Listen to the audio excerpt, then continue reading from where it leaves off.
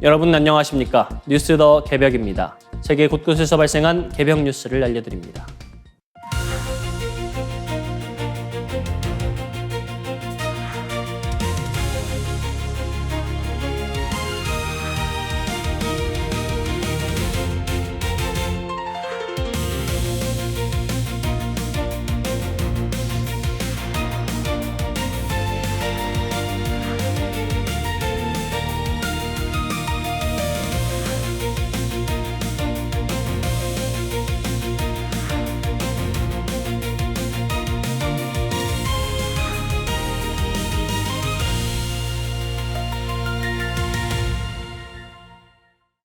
정부가 한국형 챗GPT로 불리는 모두의 AI 서비스를 올해 안에 무료로 내놓기 위한 절차에 속도를 내고 있습니다.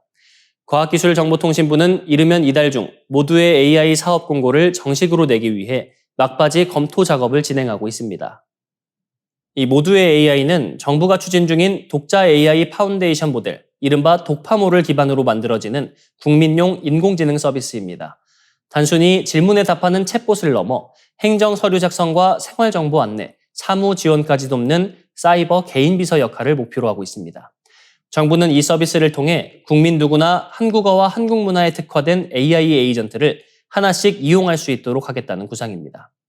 특히 AI 활용이 어려운 노년층과 소외계층을 위한 특화 서비스도 함께 제공할 계획입니다.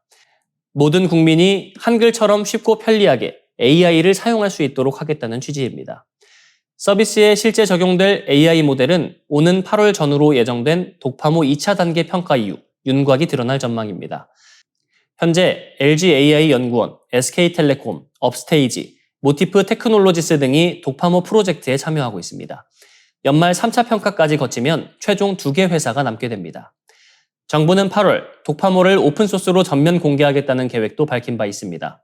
이미 LG AI 연구원과 SK텔레콤, 업스테이지는 자사 모델을 허깅페이스에 공개했고 모티프 테크놀로지스도 3천억 파라미터급 추론형 대형 언어 모델 공개를 준비하고 있습니다. 다만 모두의 AI 사업 참여 자격은 독파모 정예팀에만 제한되지 않습니다. 정부는 독파모를 활용해 서비스를 구성할 수 있다면 스타트업이나 중소기업도 사업에 참여할 수 있도록 문을 열어두겠다는 방침입니다. 정부는 모두의 AI를 2028년까지 재정 지원을 통해 무료로 제공할 계획입니다. 이후에는 참여 기업들과 공동투자 방식 등을 논의해 무료 서비스를 지속하는 방안을 검토하고 있습니다. 핵심은 기술 개발을 넘어 실제 국민 생활 속에서 AI가 어떻게 쓰이느냐입니다. 예를 들면 여권 발급 절차를 안내하는 데 그치지 않고 필요한 서류를 찾아 작성하고 사용자가 최종 검토만 하도록 돕는 방식이 가능해질 수 있습니다. 정부는 AI 확산으로 생길 수 있는 일자리 감소와 부의 편중 문제를 완화하는 수단으로도 모두의 AI를 보고 있습니다. 국민 모두에게 AI 활용 기회를 공평하게 제공해 디지털 격차를 줄이고 경제활동 참여 기회를 넓히겠다는 것입니다. 하지만 과제도 적지 않습니다. 무료 서비스의 지속 가능성, 개인정보 보호, 행정 서비스와의 연계 안정성, 민간 AI 서비스와의 경쟁 구도 등이 모두 검증 대상입니다. 올해 말 첫 서비스를 앞둔 모두의 AI가 한국형 AI 생태계의 출발점이 될지 정부 주도형 실험에 머물지 주목됩니다. 인공지능과 로봇 기술이 산업 현장을 빠르게 바꾸고 있습니다. 대형마트의 셀프 계산대, 식당의 서빙 로봇, 플랫폼 배송 시스템은 이미 우리 일상 속에 깊숙이 들어와 있습니다. 이를 두고 인간이 반복 노동에서 해방될 것이라는 기대가 나오지만 동시에 노동이 사라지는 것이 아니라 더 보이지 않는 곳으로 밀려나고 있다는 비판도 제기됩니다. 이탈리아 출신 사회학자 안토니오 카실리 프랑스 텔레콤 파리 교수는 신간 로봇은 오지 않는다에서 기계가 인간 노동을 대체한다는 통념을 정면으로 반박합니다. 그는 산업화 이후 인간 노동의 종말이라는 예언이 반복되었지만 실제로 기술은 노동을 없애기보다 새로운 노동을 만들고 그 노동을 더 잘게 쪼개 보이지 않게 만들었다고 지적합니다. AI 산업도 마찬가지입니다.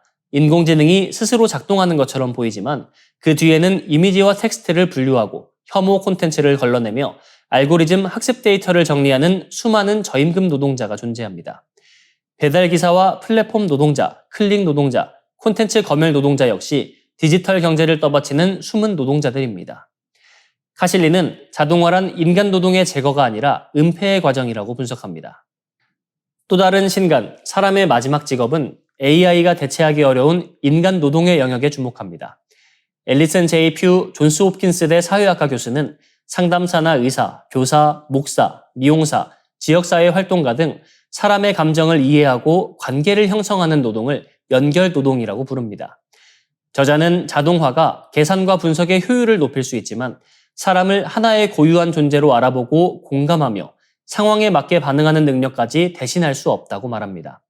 특히 셀프 계산대와 키오스크, 앱 기반 상담이 확산되는 사회에서 사람들은 더 편리해졌지만 동시에 더 외로워지고 있다고 진단합니다.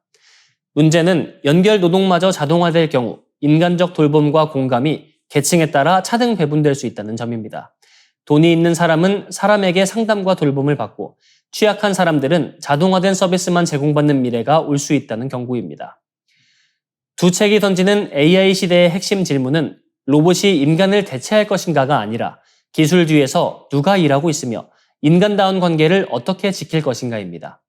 자동화의 속도만큼이나 중요한 것은 보이지 않는 노동을 인정하고 사람과 사람 사이의 연결을 사회의 핵심 가치로 다시 세우는 일입니다.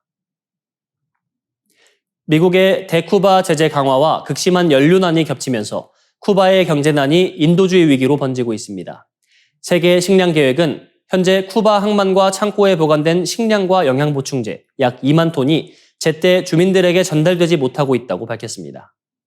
서부 마리엘항과 동부 산티아고 데쿠바항에 쌓인 구호물자 1만 1천 톤은 운송 연료 부족으로 발이 묶였고 전국 창고에 보관된 쌀 등 식량 8천 톤도 정상보다 훨씬 느린 속도로 배분되고 있습니다.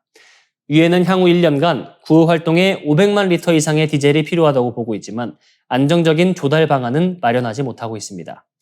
민간 구매는 비용 부담이 크고 해외 유조선 반입은 미국 제재 위험 때문에 쉽지 않은 상황입니다. 위기는 트럼프 대통령이 지난달 1일 쿠바 정부와 국영기업, 특히 군산폭격기업 가에사와 거래하는 외국 기업에 대한 제재를 확대한 뒤 더욱 악화하고 있습니다. 프랑스 CMA CGM과 독일 하팡로이드 등 주요 해운사들은 쿠바행 신규 화물 접수를 중단했습니다. 관광 산업도 급격히 무너지고 있습니다. 캐나다 블루 다이아몬드 리조트가 쿠바 내 62개 호텔 운영을 중단한 데 이어 스페인 최대 호텔 그룹 멜리아도 쿠바에서 철수한다고 발표했습니다. 앞서 이베로스타와 아치펠라고도 사업을 접으면서 쿠바 관광 산업을 떠받치던 외국계 호텔 체인들이 잇따라 빠져나가고 있습니다. 이들 기업은 항공편 축소, 전력난, 관광객 감소를 이유로 들었지만 시장에서는 미국의 제재가 결정적인 압박으로 작용했다고 보고 있습니다. 전문가들은 가에사가 쿠바 경제의 40에서 70%를 통제하는 것으로 추정하고 있어 이번 제재가 외국 금융기관과 기업의 추가 이탈로 이어질 가능성도 제기됩니다. 실제 쿠바의 올해 1월부터 4월까지 외국인 관광객은 32만 8,608명으로 지난해 같은 기간보다 55.8% 급감했습니다. 항공유 부족으로 항공사들이 운항을 줄이거나 중단하면서 관광 회복은 더 어려워지고 있습니다. 교육 현장도 붕괴 직전입니다. 쿠바 정부는 대규모 정전과 전력망 붕괴로 정상 수업이 어렵다며 학기를 보름 일찍 종료하고 올해 대학 입학 시험도 취소했습니다. 대학들은 이미 지난 2월부터 사실상 휴교 상태에 들어갔고 일부 지역에서는 급식과 식수 공급마저 끊기면서 학부모들이 아이들을 학교에 보내지 않는 현상까지 나타나고 있습니다. 쿠바가 자랑해온 무상교육과 공공복지 체계마저 흔들리고 있는 것입니다. 유네스코는 이번 에너지 위기가 쿠바의 한 세대 전체를 위협할 수 있다고 경고했습니다. 미국의 제재, 연료난, 관광 붕괴, 교육 파행이 동시에 겹치면서 쿠바는 단순한 경제 위기를 넘어 국가 시스템 전반의 위기로 빠져들고 있습니다. 정지 궤도 위성의 마지막 임무가 주목받고 있습니다. 지구 상공 약 35,786km, 지구 자전 속도와 같은 속도로 움직이며 특정 지역 위에 고정된 것처럼 보이는 정지 궤도는 기상 관측과 통신, 방송, 군사 감시 위성이 모여있는 우주 인프라의 핵심 공간입니다. 하지만 임무를 마친 위성이 그대로 남아있으면 그 문제가 생깁니다. 새 위성이 사용할 궤도와 주파수의 간섭을 일으킬 수 있고 다른 위성과 충돌할 위험도 커집니다. 그래서 국제사회는 수명이 끝난 정지궤도 위성을 기존 위치보다 약 200에서 300km 더 높은 곳으로 옮기는 무덤궤도 운영 원칙을 활용하고 있습니다. 이 무덤궤도는 말 그대로 퇴역한 위성을 안전하게 보내는 우주 속 보호지대입니다. 정지궤도 위성을 지구 대기권으로 떨어뜨리려면 막대한 연료와 에너지가 필요합니다. 반면 조금 더 높은 궤도로 올리는 방식은 상대적으로 적은 연료로 가능해 현실적인 폐기 방법으로 평가됩니다. 이 과정에서 중요한 절차가 패시베이션입니다. 위성 안에 남은 연료와 가스를 제거하고 배터리를 방전시켜 향후 폭발 가능성을 줄이는 작업입니다. 국제우주파편조정위원회도 임무 종료 위성의 폭발 위험 제거를 주요 권고사항으로 제시하고 있습니다. 국내에서도 첫 사례가 본격화되고 있습니다. 한국항공우주연구원이 개발한 국내 최초 정지궤도 복합위성 천리안 위성 1호가 약 16년간의 기상해양 관측 임무를 마치고 무덤 궤도 이동 절차를 준비하고 있습니다. 2010년 발사된 천리안 위성 1호는 한국의 정지궤도 위성 운용 역량을 보여준 대표적인 사례입니다. 우주 쓰레기 문제는 이미 규제 단계로 들어섰습니다. 미국 FCC는 2022년 DC 네트워크가 위성 에코스타7을 기준보다 낮은 고도로 이동시킨 뒤 퇴역시키자 벌금을 부과했습니다. 위성 은퇴 절차 미이행에 대한 세계 첫 제재였습니다. 이제 위성의 임무는 통신과 관측에서 끝나지 않습니다. 마지막 남은 연료로 다음 세대를 위한 자리를 비워주는 것까지가 우주시대의 새로운 질서가 되고 있습니다. 우주산업이 단순한 발사 경쟁을 넘어 궤도 질서와 우주 교통 관리의 시대로 이동하고 있는 것입니다. 이상으로 뉴스 더 개명 마치겠습니다. 시청해주셔서 고맙습니다.